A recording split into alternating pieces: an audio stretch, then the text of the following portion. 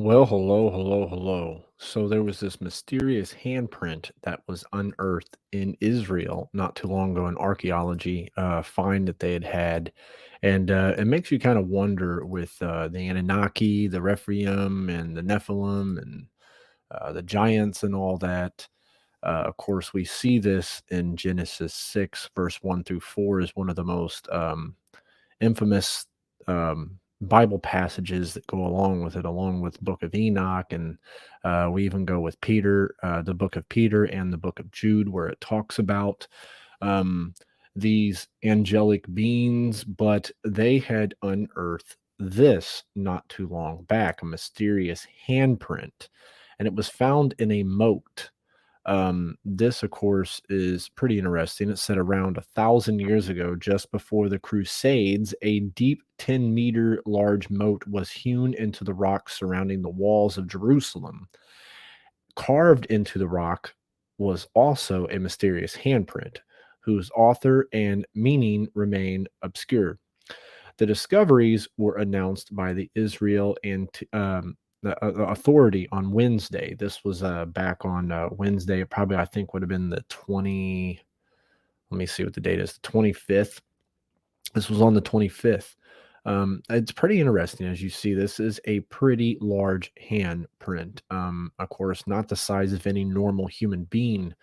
The historians who accompanied the First Crusade describe the arrival of the Crusaders at the Wall of Jerusalem in June of 1099, said this doctor from the Jerusalem Regional Director at the IAA.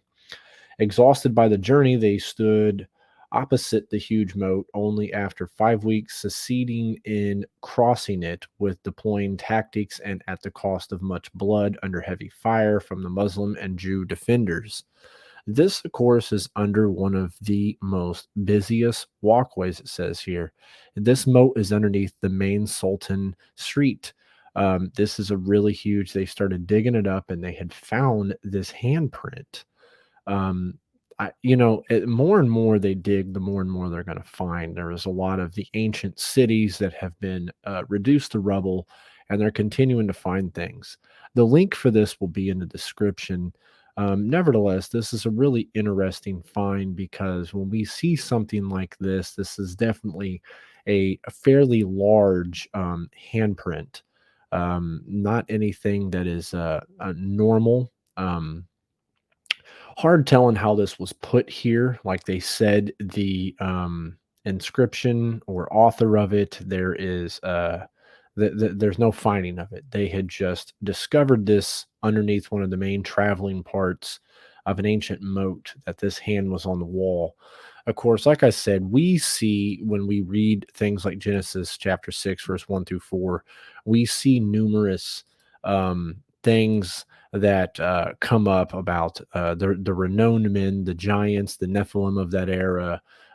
We see so much stuff, and with what's been going on lately, like we did the video about the Epic of Gilgamesh, them finding document files from the United States when we were in Iraq that we were talking about on uncovering the tomb of Gilgamesh to find resurrection power and all that. Really interesting, really interesting. But I do want to also employ that the word Nephilim or giants in Hebrew also does mean a bully or a tyrant. So there is lots of giants in this world, spiritual giants, as you can say. Um, Nevertheless, with all the talks with, of course, aliens and new UFO things they have been finding. Uh, of course, in Genesis chapter 6, verse 4, it says there were giants in the earth in those days, and also after that, when the sons of God came into the daughters of men, and they bare children to them, the same became mighty men, which were of old, men of renown. So, like I said, this is pretty interesting. I had another little thing that I could try to look real quick to pull up. There was something interesting that was found. I got to see if it was in Times or if it was Israel 365. Um, I didn't have this set up beforehand because I wasn't planning on putting this up there, but since we had mentioned aliens, there is a possibility because it wasn't too long ago there was something uncovered. I think it was End Times News. Let me go to End Times News, and I'll have to go a little bit back in the older archives, not too far back, but just a little bit back. Um, there's been a lot of interesting things going on that we need to continue to keep our eyes on the prize of Jesus Christ. There is so much that is going on in the world. It's almost like every day there's something new. And yeah, it's this file right here. Let me pull this up. Okay. Now, this was a spy plane photo reveals a metallic orb UFO flying over Iraq. This little orb here. This was back in April of 2016. I'll have this link in the description as well. It's identified as one of those UFOs that the U.S. Navy fighter pilots in training areas had captured. There's been a lot of these things that have been popping up within the mainstream news and everything that has been going on. This is definitely a interesting find, interesting in the aspects that the Bible tells us there will be signs in the sky and in the weather, everything. And whether these things are true or not, we are having signs in the sky. We are having so many things happen that it definitely is time to keep our eyes on the prize.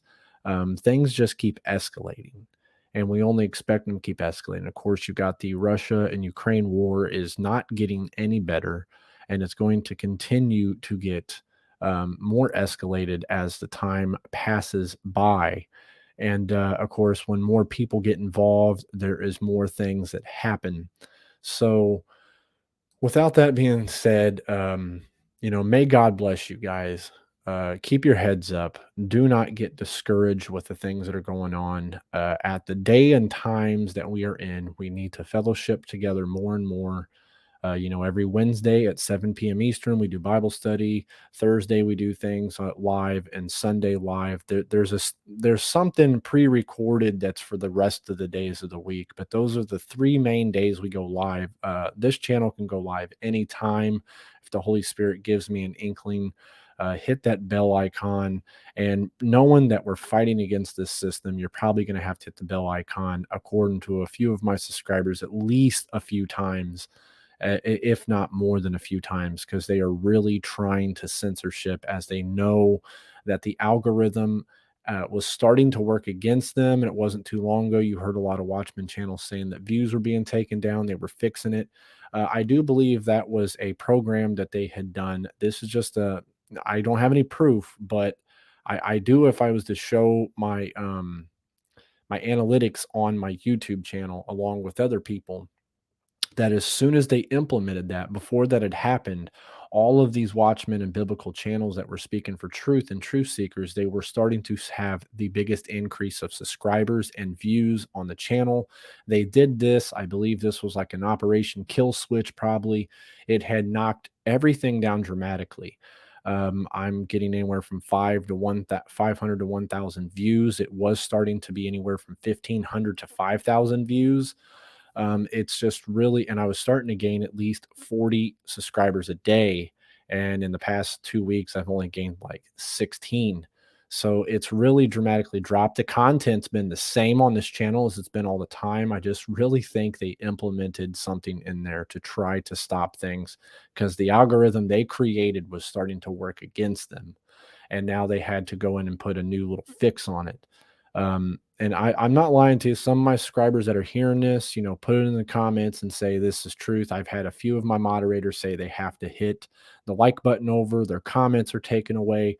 All of that helps with the algorithm, not just the views, the likes, the comments help with that. And they've also said that they have had to re-click the notification button on a stream at least 5 times sometimes. Some people, why it's been live, have said that they're not allowed to comment in the live chat, or it just shows that, for instance, my mom the other day, everyone else's screen, including mine, said my upcoming stream was 80 minutes away, but it was telling her that it premiered like 80 minutes before. and it already passed, but it wasn't even time for the stream yet. So they're really playing games with things. So keep your heads up. These were interesting finds, a mysterious handprint. Metallic orbs. We're seeing more and more of these things being unveiled. I could share one more thing up here. I'll put this in the description too, because I keep saying when we did the Tomb of Gilgamesh, when we were talking about that and we were talking about what they are finding, I'll share this up on the screen to remind people. This is from the U.S. Department of State Freedom of Information Act that they had passed, where we are allowed to view these things. Now, um, I have to remember which file it is I click on. I do believe it is not this one, but there's a bunch of files in here. Oops, I hit back. Okay. It might be 2018. There's three different select things of files here. And in 2018, yep, this is the one. If you go to page 470 out of 483, you'll see right here this case number. Of course, it's acting up with me. Anyways, right here, December 13th, 2018, request documents pertaining to the resurrection chamber of Gilgamesh, the location of his body, and the location of the buried Nephilim. There's many things that are inside this. Of course, visa records, they cancel out the names to let you see who visa records are. Thanks to some acts that had passed that we're allowed to see a lot of these things, even though we can, they have, of course, taken out a lot of things. Right here, it's funny, I kind of scroll to this one. All records related to the department ramping up the secretive counter propaganda center to fight Russian disinformation efforts and Moscow's fake news influence, Ukrainian gas company, all types of things. And this isn't long before, this stuff was amping up. So peace treaties between Egypt and Israel, which have been still taking place. There's a lot of interesting things on this. This link could be in a description as well too. So just remember, you got to go to 2018, page 470 out of 483. Don't spend too much time digging in these things, because really the thing we need to do the most is dig into the Bible, fellowship, prayer. And, if we see somebody at hunger, at thirst, or just needing help, we need to start extending hands. It's not good works that get you into heaven, but we are going to be judged on those works when we've just passed somebody by idly, knowing that they need something. We need to live like Jesus was crucified yesterday, rose today, and coming back tomorrow, like we are 5 seconds till he returns. So may God bless you all.